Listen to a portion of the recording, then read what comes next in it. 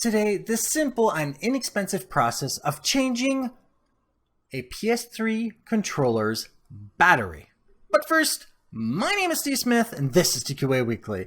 And if you haven't already done so, click the subscribe button down below, as well as the notification bell to get notifications of future episodes.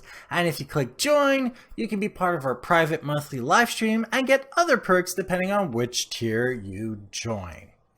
Now, I'm a gamer, I have PS3, I have other consoles, and the thing is that there are some games that I can't find on newer consoles or even on the computer, so obviously I keep my old gear so that I can continue playing with them.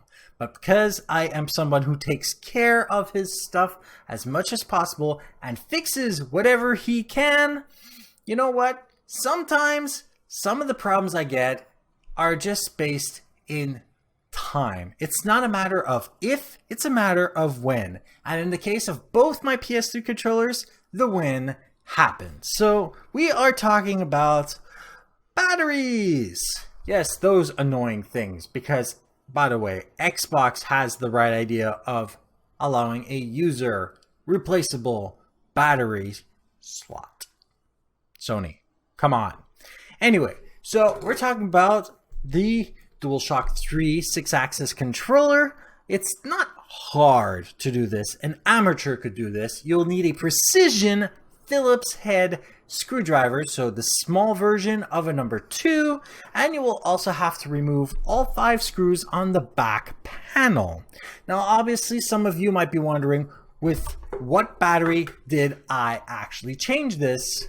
And the thing is that the battery that comes with the PS3 is a 570 milliamp hour battery, so we couldn't use this in a cell phone if we wanted to. However, for $16, I was able to buy a kit of two 1800 milliamp hour batteries, which actually made it so that I had to remove the little white tray that you're going to be seeing on the screen at one point. So open the back of this, being careful to make sure that you avoid damaging the triggers at the top. There are 2 versions. You might have to slide over these, and some versions you don't have to because there's a little cut in the side, and they designed it so it could be removed easier for some reason. Probably because the batteries sucked and dumb. What you want to do is on the left side to remove the power and remove the battery. If you ordered the same battery as I did, you're going to have to remove the white plastic part. Once that white plastic part is removed, you can go and get the new battery, which you should be seeing on my screen right now, and you can plug it in right back into the left side. It can only go in one way, so don't worry about it. Then you will put it into position where the white tray used to hold the battery, and then you will close this very carefully and reseal it. You may have to charge the battery.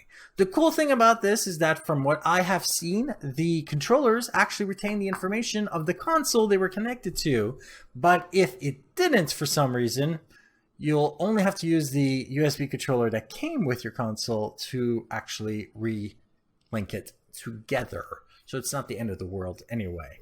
And the controllers do last a lot longer than they used to with the old controller, although it's probably because this one is inflating, and you should have seen the other one. The other one was twice the size and separating the controller in half. Luckily, nothing broke. So, like this episode if you liked it, dislike it if you didn't, share with those that you think can benefit from this, and don't forget to subscribe. And if you have any questions, comments, suggestions for topics, email me at ask@tqaweekly.com or go to my website, tqaweekly.com, for everything else, like show notes to these episodes, sources to where I bought stuff or found information, other solutions to your problems using the search engine, or the contact form to email me directly. Thank you for watching and goodbye.